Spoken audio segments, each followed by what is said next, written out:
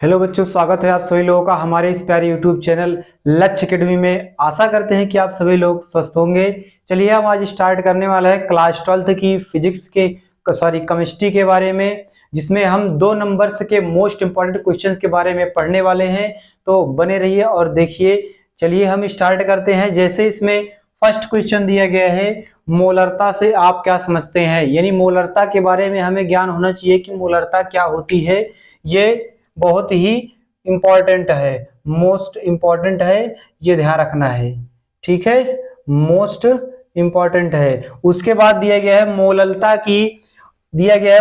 की परिभाषा दीजिए, ये भी मोस्ट इंपॉर्टेंट है। उसके बाद दिया गया है मोल प्रभाज की परिभाषा दीजिए। इन तीनों परिभाषाओं में से एक परिभाषा जरूर आती है। उसके बाद दिया गया है हिमांक में अवनमन कोण से आप क्या समझते हैं। एक दिया गया है हिमांक में अवनमन कोण से आप क्या समझते हैं। दूसरा दिया गया है, ये मोस्ट इंपॉर्टेंट है, और ये वाला भी, क्वथनांक में उन्नयन से आप क्या समझते हैं। उसके बाद जो अगला जो समीकरण दिया गया है वो निर्नष्ट समीकरण को उपयुक्त प्रतीकों के साथ लिखिए। निर्नष्ट समीकरण क्या होता है, उसके समीकरण को लिखना है और साथ में उसका जो सूत्र होता है वो लिखना है, और उसमें जो उपयुक्त प्रतीक है प्रतीक के बारे में भी लिखना है। उसके बाद अगला क्वेश्चन दिया गया है परासरण दाब की परिभाषा लिखिए। परासरण दाब की जो परिभाषा है ये बहुत ही मोस्ट इंपॉर्टेंट है, तो ये भी ध्यान रखना है।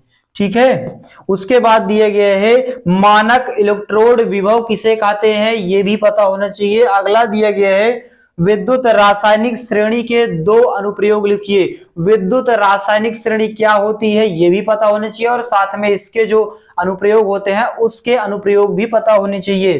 तो ये भी बहुत ही इंपॉर्टेंट है। अगला दिया गया है तुल्यांकी चालकता की परिभाषा। उसके बाद दिया गया है मोलर चालकता की परिभाषा। तुल्यांकी चालकता की परिभाषा, मोलर चालकता की परिभाषा, ये पता होना चाहिए। उसके बाद अगला अगर देखा जाए तो ये दिया गया है अभिक्रिया का वेग समीकरण से आप क्या समझते हैं। अभिक्रिया का जो वेग समीकरण होता है उससे आप क्या समझते हैं, ये बहुत ही मोस्ट इंपॉर्टेंट है, ये भी ध्यान रखना है। उसके बाद अगला दिया गया अभिक्रिया का वेग स्थिरांक, ये बहुत ही मोस्ट इंपॉर्टेंट है, ये भी ध्यान रखना है। उसके बाद अगला दिया गया है अभिक्रिया की कोटि की परिभाषा दीजिए। अभिक्रिया की जो कोटि होती है उसकी परिभाषा के बारे में लिखना है, ये भी मोस्ट इंपॉर्टेंट है।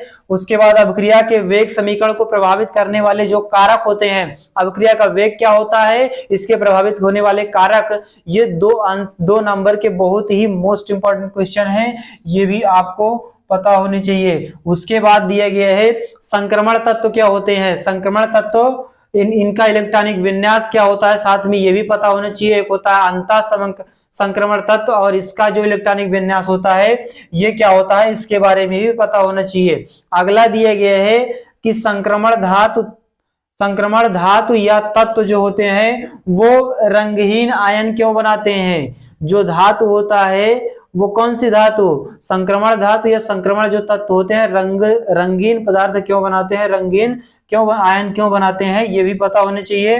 अगला दिया गया लिगेंड क्या होता है।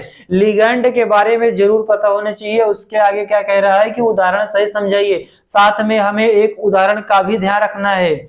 ठीक है, अगला दिया गया है उपसंयोजक संख्या किसे कहते हैं। उपसंयोजक जो संख्या होती है वो क्या होती है, और साथ में उदाहरण द्वारा हमें स्पष्ट करना है।